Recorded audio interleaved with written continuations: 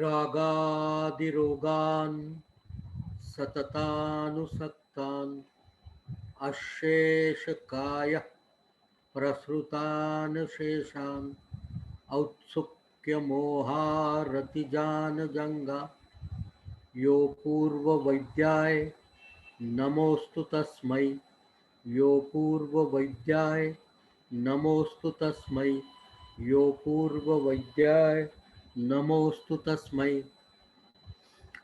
Good evening, friends. I am really glad to be with you all today. At the onset, let me congratulate all those who had been participant for the quiz and who won the quiz. This program was initially designed only for those people who won the quiz, and then later on it was extended to the entire Nirok Street communities. I'm glad that Nirok Street, the world's largest Ayurveda community, has decided to host a 6 days learning program in Pulse Diagnosis as its first ever program on its own platform, Nirok Street. The app provides us enough of opportunity to interact and learn. This is a new beginning. I congratulate the entire team of Nirok Street for making this happen. I am really thankful to all of them for selecting me as an inaugural faculty. Dear friends, we'll be discussing about one particular topic of Ayurveda, which was always considered to be the most useful, always considered to be the icon of Ayurveda, the quality the Vaidya should preserve, but was never taught. It was always kept out of syllabus. Even if we search across the country, you will find many Vaidyas carrying out pulse diagnosis, Nadi Pariksha. They are very known to be Nadi Vaidyas, but when the matter comes to training Vaidyas, fellow Vaidyas in pulse diagnosis, the answer becomes absolute no. There was a big void. I can recall those good old days when I was an undergraduate student, almost now 40 years, when I joined Ayurveda College, Ahmednagar, India's oldest Ayurveda college, established in 1902. And then I wanted to learn pulse diagnosis. Unfortunately, nobody was there to teach us. Rather, none of my teacher was practicing it. Then I decided to hop on to various places in Maharashtra first and later on across India to know more about pulse diagnosis. It was always a desire in my mind as I opted to be an Vaidya. When I joined Ayurveda college, the immediate thought was to become a renowned Nadi Vaidya. But as there was nobody to teach us, and I am the first generation Vaidya, there is nobody in my family Vaidya, and almost majority of the students of Ayurveda are like me, the first generation Vaidyas. For them, learning was a very difficult phenomenon. Learning the skills like Nadi Pariksha was next to impossible. My 6 years of undergraduate, I happened to be from a course which was run 6 years.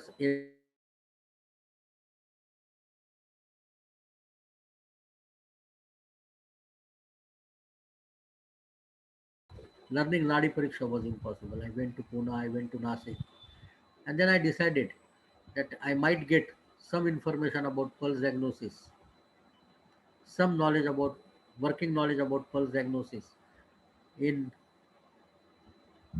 India's most premier postgraduate institute, IPGT and RA Jamnagar, then now ITRA, the Institute of National Pride.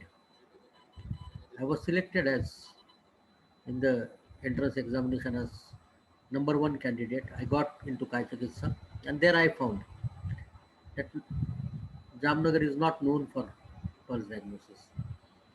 They were very keen on making diagnosis through the methods mentioned by Charaka.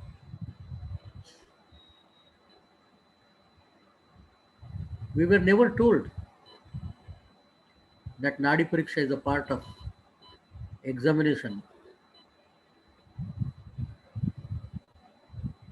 mentioned by Charaka. Today, I can tell you some beautiful facts about pulse diagnosis. For this course, what we are going to do today is understanding the historical background of pulse diagnosis, Nadi Pariksha. I traveled across India, met many people, saw, interacted with many Nadi Vaidyas. They all were telling me one fact. Okay, you want to learn? We are ready to teach you. But what you do is, once you finish your MD, come and join with us, stay with me for 5 6 years, and probably will learn. This learning was also a probability, and to a middle class person from a middle class family, though I was good at academics, belonging to a middle class family, for me it was impossible.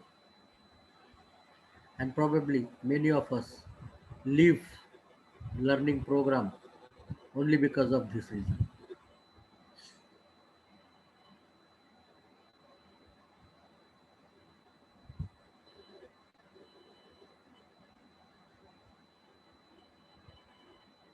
Somebody has raised hand, Akhilesh.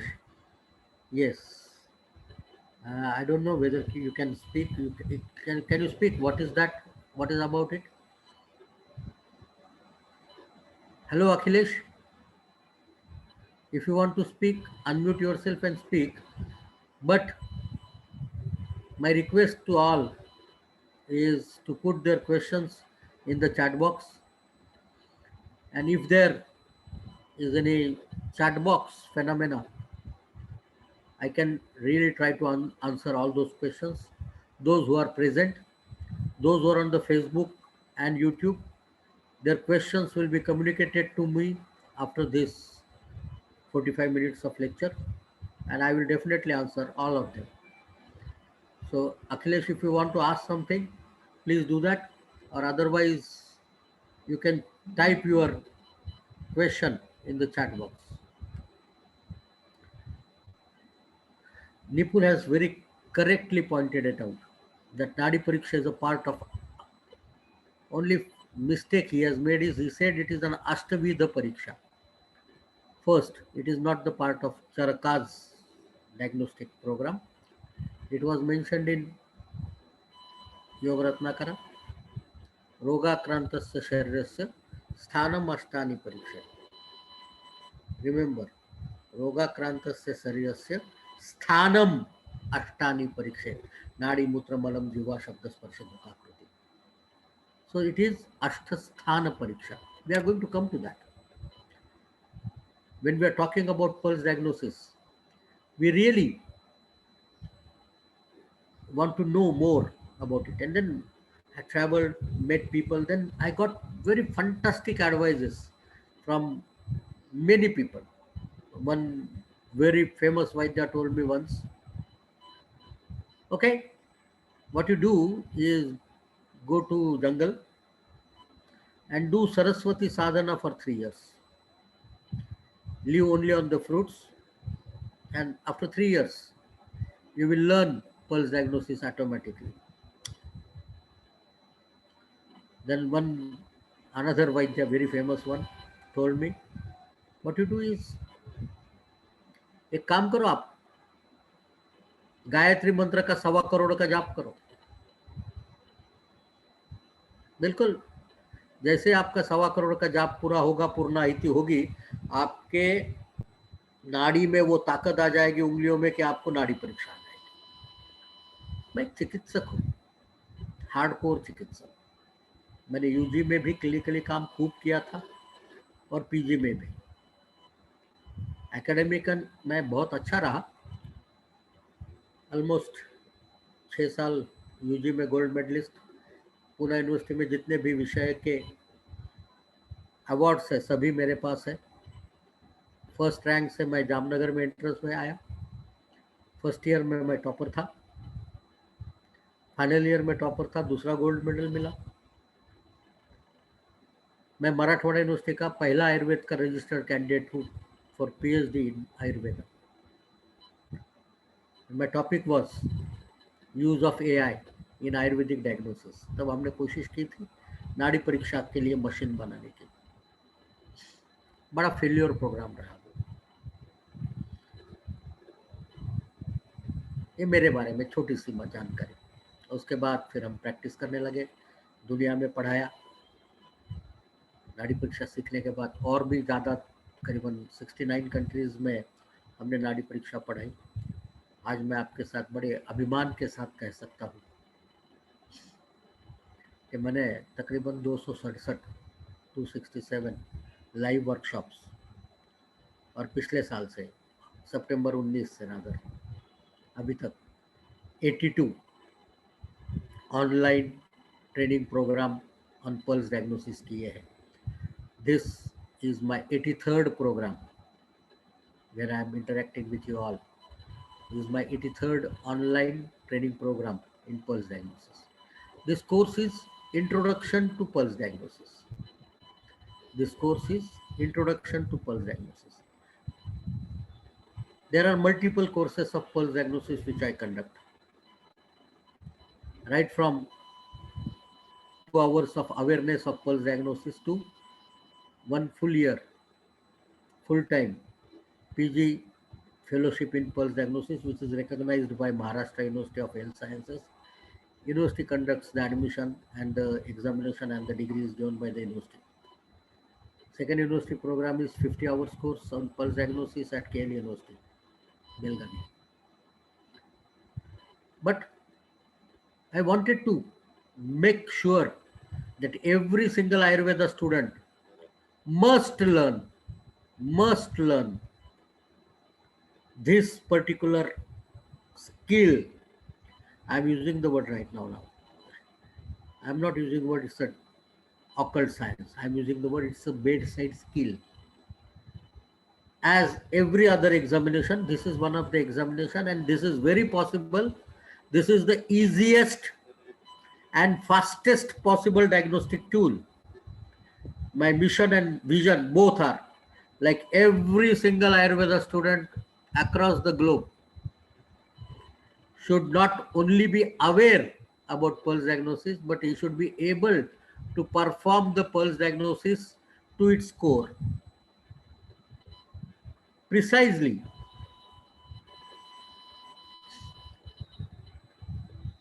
Trilok ji, please write down your questions if you have some query. It will be always in a mix language. मैं दोनों भाषाओं को mix करके बात करूंगा जैसे मुझे बताया गया है। काफ़ी सारे लोग अंग्रेजी जानने वाले और काफ़ी बहुत सारे आजकल तो मेरे ख्याल से बीएमएस में आने वाला हर बंदा जो है वो अंग्रेजी जानता है, और हिंदी हमारी राष्ट्रभाषा है, हम सभी जानते हैं। मैं एक एक भाषा में भी बात कर सकता हूँ बढ़िया, पर मेरी अपेक्षा यह है कि हम सब लोग जहाँ जैसे ज़रूरत हो उस भाषा का प्रयोग करें। तो ये जो नाड़ी परीक्षा है, मैं फिर से दोहरा रहा हूँ कि एक बेड साइड स्किल है। जितना आसानी से हम स्टेथोस्कोप का प्रयोग करते हैं, जितना आसानी से हम थर्मोमीटर का प्रयोग करते हैं, जितना आसानी से हम पल्स ऑक्सीमीटर का प्रयोग करते हैं, जितना आसानी से हम टंग डिप्रेसर टॉर्च का प्रयोग करते हैं, हैमर का प्रयोग करते हैं, उतनी ही आसान परीक्षा नाड़ी की है। मैं अगर इसको सही रूप से कहने की कोशिश करूं अगर आपको, तो एक निश्चित बात मैं आप सबसे बांटना चाहूंगा कि ये नाड़ी परीक्षा जो है, almost every practitioner of whatsoever pathy he may be is doing it across the globe. तो नाड़ी परीक्षा कोई नई बात मैं आपको सिखाने वाला नहीं हूं। नाड़ी परीक्षा आप सभी करते हैं, सिर्फ उसको हम जो आयुर्वेदिक नाड़ी परीक्षा ये शब्द के रूप में जो जानते हैं, जो निदानात्मक है, वो शायद आप नहीं करते होंगे। पर नाड़ी पे उंगली नहीं रखेंगे ऐसा प्रैक्टिशनर, ऐसा आयुर्वेद का डॉक्टर, ऐसा कोई भी डॉक्टर मैंने आज तक नहीं देखा। वो सादा जनरल प्रैक्टिशनर भी हो, फोकलोर मेडिसिन की प्रैक्टिस करने वाला भी हो,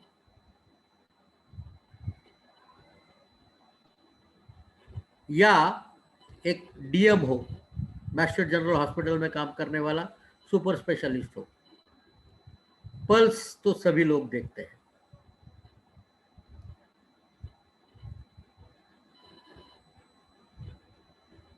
हम में से काफी सारे लोगों को बड़ी जल्दी है, वो अपेक्षा करते हैं कि एक जस्ट 45 मिनट का लेक्चर है और 45 मिनट के लेक्चर में हम एक बार सबको समेट लें। कोई पूछ रहा है मुझे कि क्या नाड़ी एम्प्टी स्टमक, अरे भाई नाड़ी के बारे में पहले जान तो लो। हमने आपको 6 दिन का प्रोग्राम दिया है और डिटेल प्रोग्राम है। जिनको जल्दी है वो नहीं अटेंड करें प्लीज। ये कोर्स है और स्टेप बाय स्टेप जाएगा, क्योंकि मेरा अपना मानना है नाड़ी परीक्षा शॉर्टकट से सीखने की चीज नहीं है, पर ये मुश्किल भी नहीं है। ये मुश्किल तो कतई नहीं है। Rather this is the easiest diagnostic tool and which can be performed at bedside. So नाड़ी परीक्षा या pulse diagnosis, when we think of it, the first thing comes to our mind is it's an Ayurvedic examination. My dear friends, it's a wrong notion. It's an absolute wrong notion. Rather, examination of the pulse is an universal examination, and it is known to the mankind for almost last 10,000 years. 10,000. I am very correct.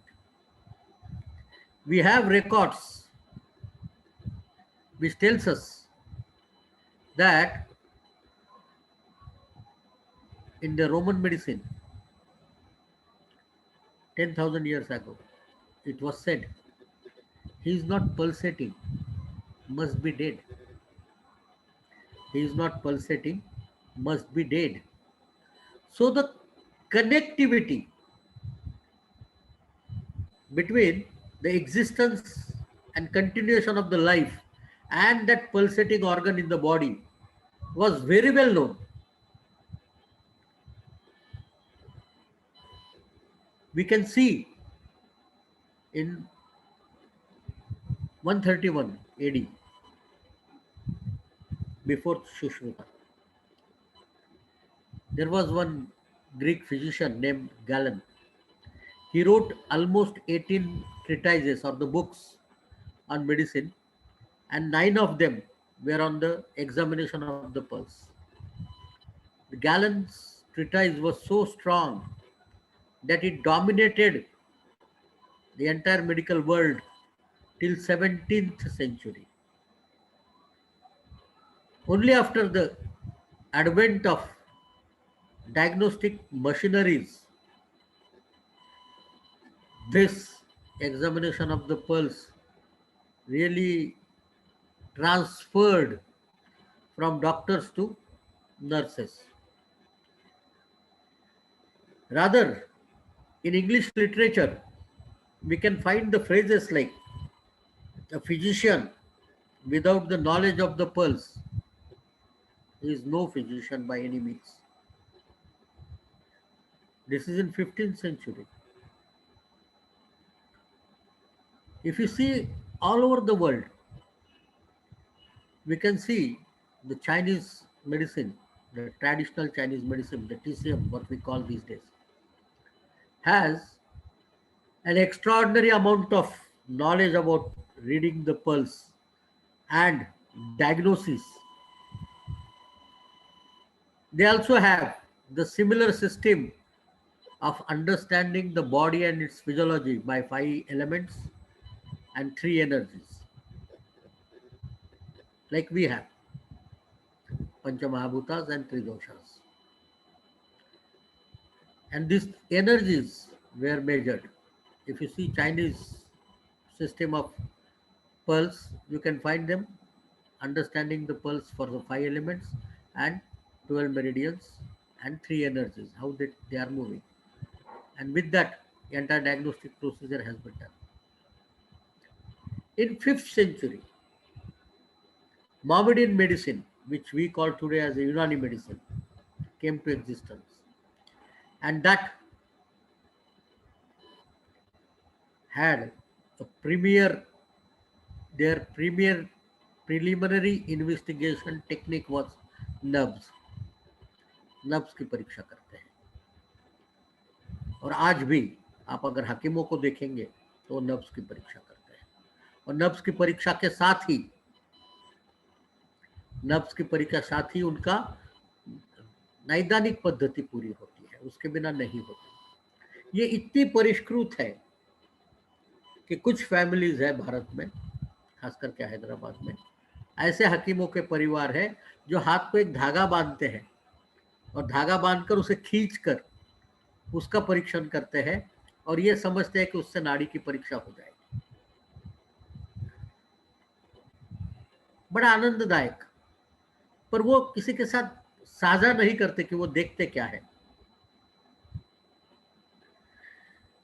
बीच में British museum के द्वारा एक exhibition organise किया गया था तबीयत के नाम से, the traditional health traditions of the world. And I could see there the pictures showing the people performing pulse diagnosis from 8th century. Imagine.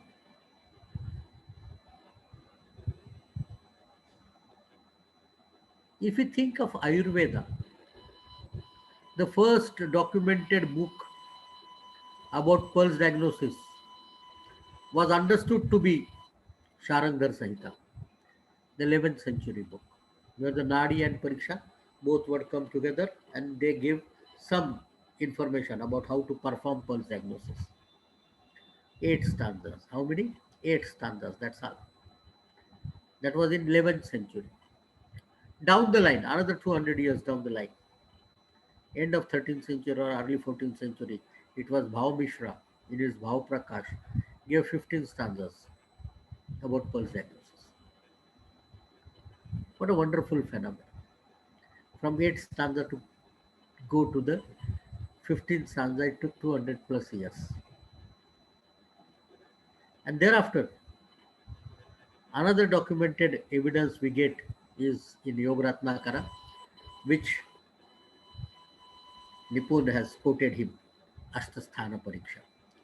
And one of the sthana is Nadi. And there are around 72 stanzas about pulse diagnosis. We also have Ravanakruta Nadi Vijnan, 100, 120 stanzas. about pulse diagnosis, a book entirely dedicated to pulse diagnosis. Another book entirely dedicated to pulse diagnosis was Kanath Krut Nadi Vigyan, whose commentary is also available. This this is a little larger book, 140 stanzas, gives us a detailed account of how to examine the pulse and how to come to the terms with diagnosis. We exactly don't know the period, which period they belong to, but it is understood with the language. The linguistic expert tells us that these are from the 15th century. These are from the 15th century.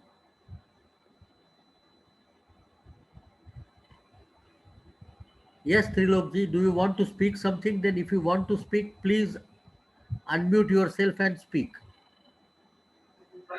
Yes, जी, प्रणाम sir. बोलिए minute sir. फटाफट, क्योंकि आप सबका समय ले sir रहे हैं। अगर आप सर आप हिंदी में समझाओगे तो थोड़ा बेटरली समझ में आएगा, इंग्लिश पे दोनों इतनी भाषा में अच्छी समझा पकड़ रहा नहीं हूँ, है। जैसा कि हम दोनों भाषा में समझा रहे हैं। हमें बताया गया है कि तकरीबन हाँ 400 हाँ से ज्यादा लोग और दुनिया भर के लोग फेसबुक और यूट्यूब से इसमें ज्वाइन हुए हैं, तो एक भाषा में जी बात जी करना बड़ा मुश्किल होगा। जी सर। हाँ, क्योंकि ये सबके लिए है।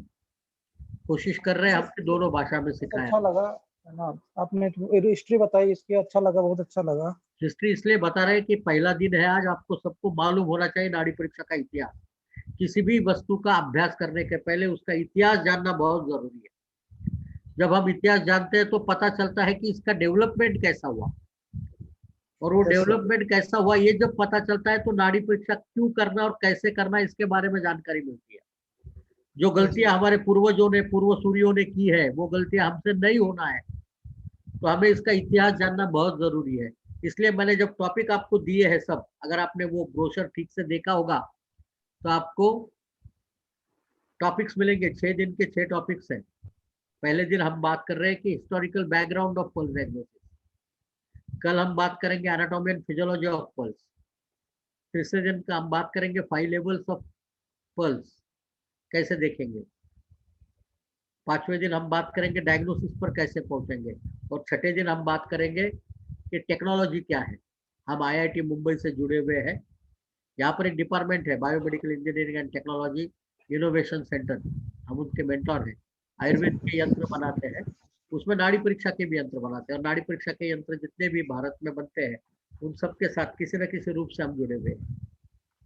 कोशिश करते हैं कि ये जो नाड़ी परीक्षा है, जो नाड़ी परीक्षा पिछले कुछ दशकों से लुप्त सी हो रही है, इसको पुनर्जीवित करें। न सिर्फ पुनर्जीवित करें, मैं चाहता हूं कि मेरा हर बंदा जिनको हमने सिखाया है वो इसका प्रयोग करे। अभी हमने एक सर्वे किया था जी सर। और सर्वे हमको बताता है कि 54.6% हमारे स्टूडेंट जो है वो नाड़ी परीक्षा करते हैं रोज रोज। और बचे हुए लोगों में से 24% लोग कभी कभी नाड़ी परीक्षा करते हैं, समटाइम्स। आप सोचो 98% जिनको हमने नाड़ी परीक्षा सिखाई, कितने लोगों को सिखाई पता है? हमने आप आज तक करीबन 55,000 से ज्यादा लोगों को नाड़ी परीक्षा सिखाई है। उनको हमने डायरेक्ट सामने आपके सामने जैसा आज लाइव है वैसा सिखाई। और जिन्होंने अप्रत्यक्ष रीत्या सीखी होगी उनका संख्या गिनती नहीं कर सकते, क्योंकि हमारे यूट्यूब पर वीडियोस है, हमारे फेसबुक पर प्रोग्राम हुआ है। मुझे याद है टेरोक स्ट्रीट का बीच में हमने एक इंट्रोडक्शन टू पल्स डायग्नोसिस एक 2 घंटे का प्रोग्राम किया था। 1,14,000 लोगों ने फेसबुक पर देखा उसे। तो नाड़ी परीक्षा जो है तो वो एक बड़ी अच्छी चीज है जो आसान है, पर हमारी गलतियों के कारण से हम उसे सीख नहीं रहे। तो नाड़ी परीक्षा के बारे में आपके मन में जितनी भी शंकाएं हैं कुशंकाएं हैं उनको दूर रखिए, और आने वाले कुछ दिन, ये 4-5 दिन हमारी बात को शांति से समझिए, सुनिए। और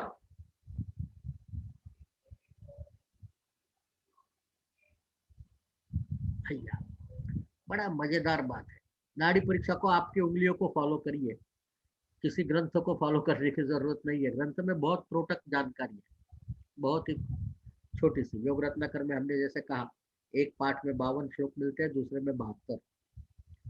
बसवराज्यम नाम की और एक किताब है, बसवराज्यम, वो भी 15वीं शती की किताब है, तेलुगु वैद्य ने लिखी थी, दोनों भाषा में उपलब्ध है, तेलुगु और संस्कृत। बसवराज्यम में तकरीबन 45 के आसपास श्लोक मिलते हैं, जो नाड़ी परीक्षा के बारे में काफी अच्छी जानकारी देते हैं। अगर हम समूचे रूप में देखें, इसके सिवा भी काफी किताबें हैं। हितोपदेश वैद्यक है, पुरानी किताब है, 14वीं शती की, वो नाड़ी परीक्षा के बारे में जान देती है। वैद्य विनोद संहिता है, 15वीं शती के अंत में 16वीं शती की शुरुआत में लिखित, एक जैन वैद्याचार्य थे, उन्होंने लिखी हुई किताब है। नाड़ी परीक्षा का ज्ञान इसमें भी मिलता है। ऐसा स्कैटर्ड टुकड़े टुकड़े में बहुत सारी जगह पर नाड़ी परीक्षा का ज्ञान मिलता है। इसको समुचित रूप में लाने का प्रयास 20वीं शती में शुरू हुआ। बहुत सारे लोगों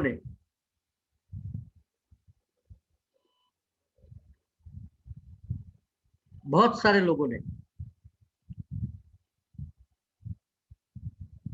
इसको प्रयासित किया। उपाध्याय जी है, ताराचंद मिश्रा जी है, ताराचंद शर्मा जी है, और सबसे बड़ा नाम जो है वो सत्यदेव वाशिष्ठ जी का है। नाड़ी तत्वदर्शनी, ये वो किताब है जहां पर अलग अलग प्रकार के नाड़ियों का एक समूचा वर्णन, सत्यदेव वाशिष्ठ जी भिवानी से, हरियाणा से, बड़े नामचीन नाड़ी वैद्य, उन्होंने ये किताब लिखी। और उनका बड़ा, मैं अगर कहूँ कि आयुर्वेद को सबसे बड़े देन अगर उनसे आई है तो वो है दूत नाड़ी। दूत नाड़ी जिसका कहीं भी वर्णन किताबों में नहीं मिलता है, पहली बार सत्यदेव वाशिष्ठ जी ने इंट्रोड्यूस की। और आज मेरे जैसे अनेक नाड़ी वैद्य उसका प्रयोग बखूबी करते हैं, सभी जगह पर करते हैं।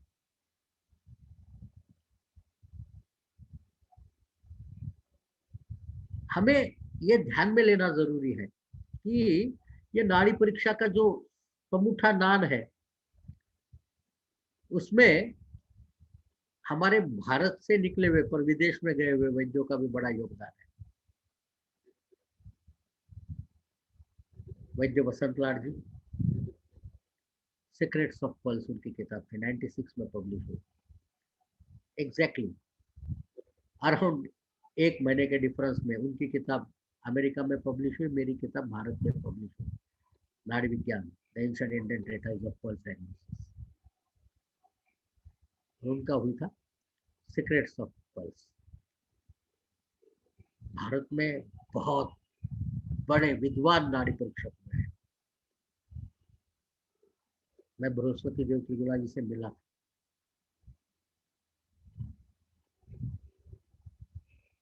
नाड़ी पे उंगली रखे और आपको बता दें कि क्या हो रहा है,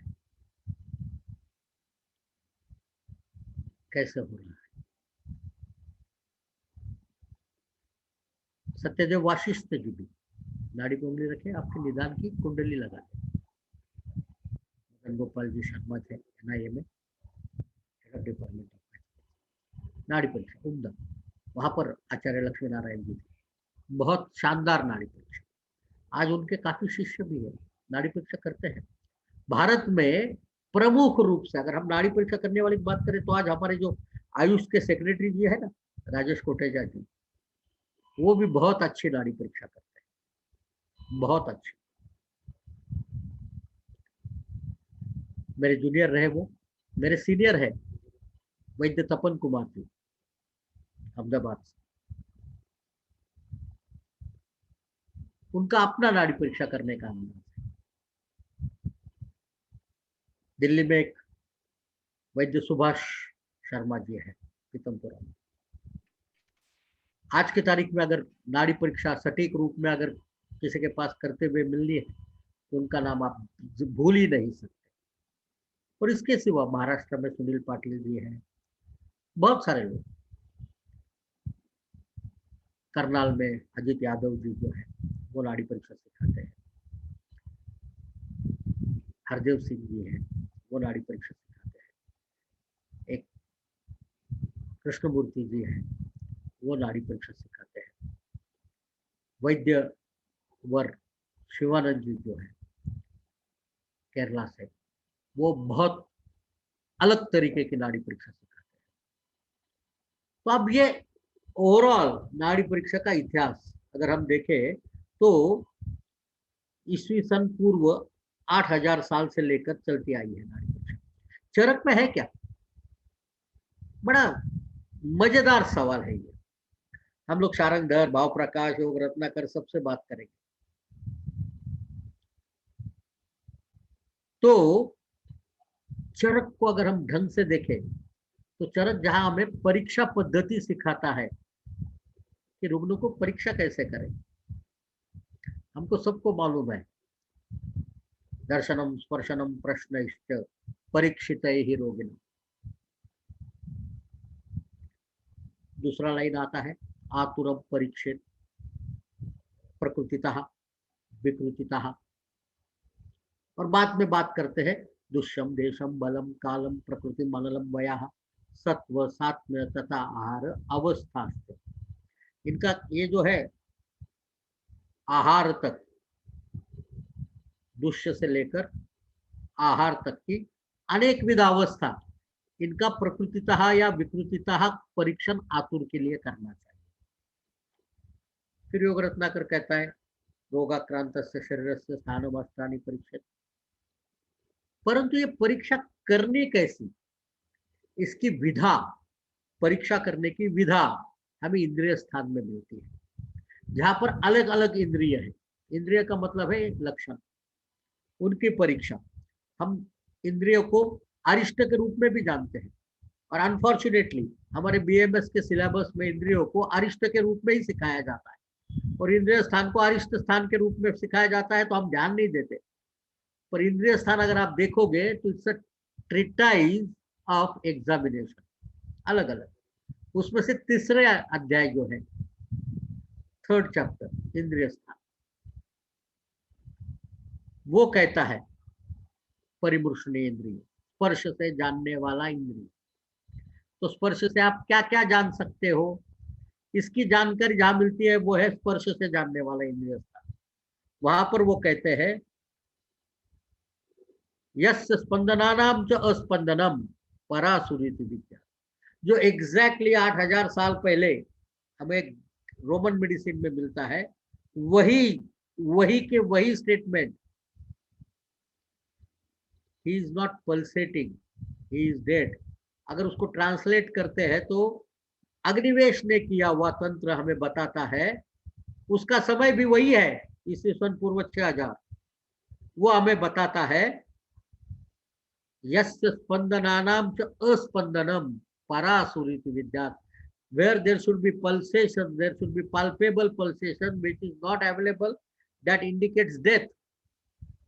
और उसके आगे एक बड़ी मजेदार बात आगे कहते हैं, उसके अगले लाइन में, ये तीसरे लाइन में है, चौथे पांचवें स्टांजा में, और छठे स्टांजा में कहते हैं यस्य मन्यागते स्पंदनानाम च अस्पंदनम परासुरीति विद्या। उसकी व्याख्या करते हुए चक्रपाणी कहते हैं मन्यागते इति गल पार्श्वस्थितः धमन्या, मन्यागति इति गल पार्श्वस्थितः धमन्या। और आज भी हर मेडिकल स्टूडेंट, हर पैरामेडिक, हर वो व्यक्ति जिसको फर्स्ट एड पढ़ाया जाता है, पुलिस से हो, होमगार्ड से हो, कहीं से भी हो, स्काउट से हो, उनको अगर कोई बेहोश व्यक्ति मिलता है तो इनवेरिएबली उनकी उंगली रेडियल आर्टरी पे नहीं जाती, कैरोटीड पे जाती है, और हम कैरोटीड एग्जाम करते हैं, confirm whether the person lying there is dead or alive। और सेम लाइन है मन्यागते, गल पार्श्व में जो धमनी स्थित है वो अगर स्पंदन करती है तो आप जिंदा हो, वो अगर स्पंदन नहीं करती है तो आप मृत हो। ये उल्लेख हमें मिलता है अग्निवेश तंत्र में आज से 6000 7000 साल पूर्व में।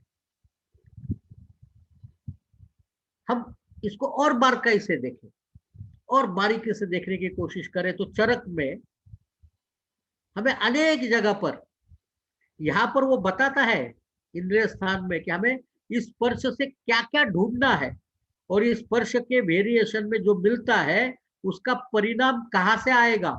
तो वो कहते हैं हम स्पर्श में जो देखते हैं वो धमनी को स्रोतस को रूप में जांच करते हैं और उससे शरीर में होने वाली गड़बड़ी को समझते हैं।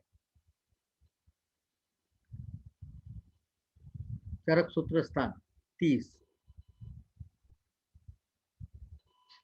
त्रिवर्मीय सूत्र है, वहां पर बात कही है कि ये जो हृदय है, ये जो हृदय है वो हृदय से निकलने वाली 10 महामूल धमनियां जो है वो धमनी स्रोतस में हृदय में होने वाली हर क्रिया को आइडेंटिफाई किया जा सकता है और इसका स्पर्शन आप दूरस्थ धमनी में कर सकते हो। बात समझो, हृदय से निकलने वाली जो स्रोत से है उनकी दूरस्थ धमनी में, हृदय से दूरस्थ यानी हमारे पेरिफेरी की आर्टरीज को जब हम एग्जामिनेशन करेंगे तब ये हमें पता चलता है। यही बात हमें त्रिवर्मीय सिद्धि में, सिद्धि स्थान में 9वें अध्याय में मिलती है। ये धमनियां कैसे काम करती है उसके बारे में जानकारी, इनको सबको अगर इकट्ठा रूप में देखेंगे आप तो आपको पता चलेगा कि अग्निवेश के समय भी नाड़ी के बारे में उतनी ही पुख्ता जानकारी हमारे शास्त्रकारों को थी। अब ये पुख्ता जानकारी होने के बावजूद उन्होंने इसका विस्तार से वर्णन क्यों नहीं किया, ये बताना बड़ा मुश्किल है, नामुमकिन है रादर। जब तक कि योग रत्नाकर तक तो नाड़ी परीक्षा काफी विकसित थी, उसके बावजूद, इतना विस्तृत वर्णन देने के बावजूद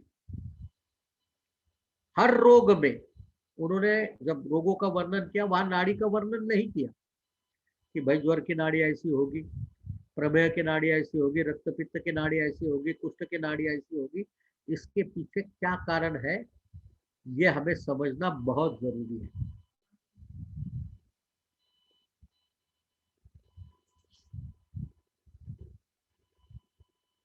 तो ये जो समझेंगा शुरू करेंगे आप, तब आपको नाड़ी परीक्षा के बारे में तो आपको पढ़ना है चरक सूत्र स्थान 30, आपको पढ़ना है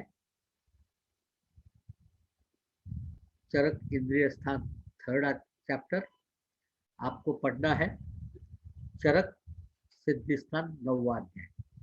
शांति से, बहुत ज्यादा इंफॉर्मेशन नहीं है, तीनों छोटे अध्याय यहाँ पर पढ़ सकते हैं आप। शारंगधर, भाव प्रकाश, योग रत्नाकर तो निश्चित रूप से पढ़ेंगे। हमें बहुत कम किताबें हैं, जैसे हितोपदेश व्यंजक में हमें कुछ जगह पर रोगों के नाड़ी के बारे में पता चलता है, जैसे वैद्य विनोद संहिता में कुछ नाड़ी के रोगों के बारे में, नाड़ी के बारे में पता चलता है। परंतु सामूहिक रूप से अगर हम देखेंगे तो नाड़ी से हम परीक्षा करते हैं मात्र दोष की स्थिति और शरीर अवयवों की। तो ये कैसा करते होंगे, क्या करेंगे, आने वाले दिनों में हम देखेंगे। कल हम बात करेंगे एनाटॉमी एंड फिजियोलॉजी ऑफ नाड़ी, कैसे बनती है नाड़ी। एक छोटा सा काम आप कर सकते हैं। नाड़ी परीक्षा कहाँ करते हैं आपको पता है, आपकी उंगलियों से, आपका हाथ है ना ये पूरा, इस पूरे हाथ में अंगुष्ठ मूल जो शास्त्र में स्थान कहा गया है नाड़ी परीक्षा, वहां से लेकर कर्पूर तक एक लाइन में, सीधे लाइन में एक लाइन खींचिए और कहाँ का स्पंद लगता है उसको मार्क करिए, समझने का कोशिश करिए कि लगता है क्या स्पंद। और अगर पॉसिबल है तो 2-3 बार, 10 बार, 20 बार, 25 बार, 30 बार, जितनी भी आपकी क्षमता है उतनी बार आप वहां उंगली रखें और स्पर्श को अनुभव मात्र करें। यह अनुभव आपको काफी सारी जानकारी देगी। बिल्कुल, हमारे कुछ मित्र हैं जिन्होंने कुछ सवाल पूछे हैं या कुछ इन्फॉर्मेशन दी है। चरक विमान 8 में 10वीं परीक्षा है, बिल्कुल है, वो जिसके बारे में मैंने आपको जानकारी दी है। सत्यदेव वाशिष्ठ जी की किताब का नाम है नाड़ी तत्व दर्शन, बहुत सुंदर किताब है। शारंगधर का काल, आपकी जानकारी 13वां शतक कहती है, मेरी जानकारी 11वां शतक कहती है। हमारे यहाँ जानकारी में डिफरेंस होना बहुत स्वाभाविक और सामान्य है। आप नए जनरेशन के लोग हो, शायद आप ठीक होंगे। हाँ?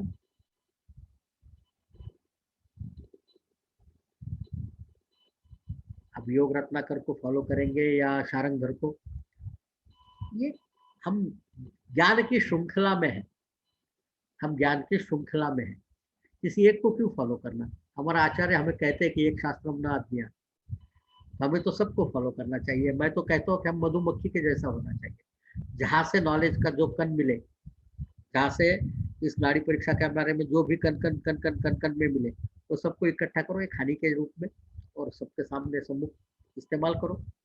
जरूरी है कि हमें हमको ये कहना कि हम शारंगधर की औलाद है या शारंगधर के फॉलोअर है या योग रत्नाकर के, दोनों में कोई फर्क नहीं पड़ता। हम सब लोग आयुर्वेद के विद्यार्थी हैं और आयुर्वेद में जो भी लिखा है उसका अच्छे तरीके से उपयोग करना इज सफिशिएंट है। मेरे ख्याल से मेरा आवाज अभी तो ठीक आता होगा, नहीं? किसने कहा हमारा आवाज ठीक नहीं है? ये बड़ा नाड़ी परीक्षा, एम्प्टी स्टमक देखेंगे कभी कभी आगे। अष्टविध परीक्षा जो पॉइंट ऑन नाड़ी, ओके, जिसके बारे में बात होगी। तो मैंने जितने भी चार्ट में क्वेश्चन थे उनका सबका जवाब देने का कोशिश किया है। एक चीज और बताना चाहूंगा मैं हिस्टोरिकल बैकग्राउंड में, मैं भूल जाऊँ उसके पहले। भारत में अनेक प्रकार से नाड़ी परीक्षा की जाती है, अनेकों प्रकार से। 4 प्रमुख है। शिव से आई हुई नाड़ी, नंदी से आई हुई नाड़ी, अगस्त्य से आई हुई नाड़ी और लाड़ परंपरा की नाड़ी। अब ये अगस्त्य से आई हुई नाड़ी के एक सब टाइप में सांख्य नाड़ी का भी प्रयोग होता है। तो नाड़ी परीक्षा में अनेक अनेक छोटे छोटे छोटे छोटे प्रवाह है, पर जैसे हम कहते हैं कि हम किसको भी नमस्ते करें वो केशवायम परिदक्षिण। आप किसी भी भगवान को नमस्ते करो वो केशव के पास जाता है, विष्णु हमारे कृष्ण के पास जाता है। वैसे ही आप किसी भी प्रकार के नाड़ी परीक्षा करो, कोई भी सिस्टम से नाड़ी परीक्षा करो, आपको अल्टीमेटली जाना है 3 दोषों पर। और 3 दोषों के बारे में खास बात कल फिर कभी करेंगे। और नाड़ी परीक्षा के इंट्रोडक्शन में सबसे पहला दिन आज का जो है नाड़ी परीक्षा का ऐतिहासिक महत्व, उसके बारे में हमने बात की, the historical background of pulse diagnosis. आप लोगों को ये 5 मिनट में अगर देखना है तो आप मेरे यूट्यूब चैनल पर जा सकते हैं जिसका नाम है नाड़ी गुरु वैद्यराज संजय कुमार।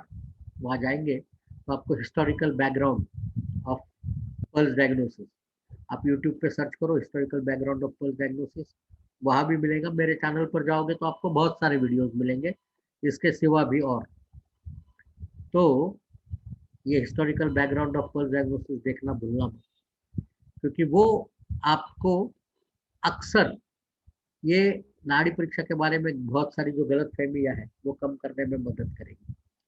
कल हम बात करेंगे why pulse, how pulse offers and where the pulse to be examined.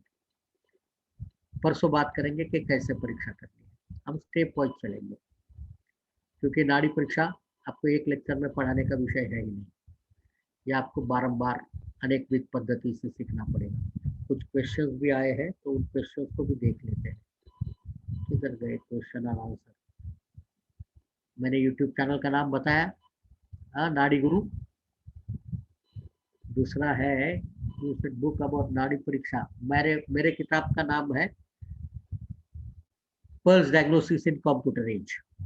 जो मेरी पहली एडिशन थी उसका नाम था नाड़ी विज्ञान, जो अभी सोल्ड आउट है, out of print. 4th edition चालू है मेरी अभी, जिसका नाम है pulse diagnosis in computer age. हाँ, ये दिग्विजय ने बड़ा सवाल सही पूछा। 7 दिन नहीं, हम 6 दिन की बात कर, 45 मिनट इंटू 6 days।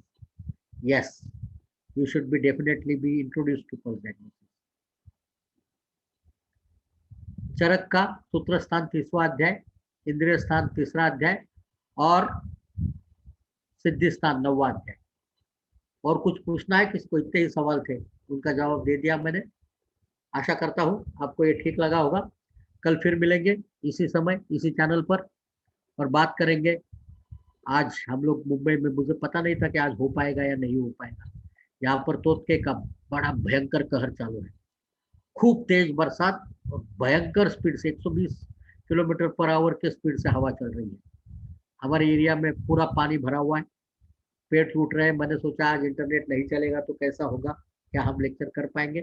पर भगवान धन्वंतरी की कृपा है कि वो हमें सबको ये मौका देना चाहता था कि हम इंटरेक्ट करें। मैं सबको एक विनती करूंगा, take good care of your self.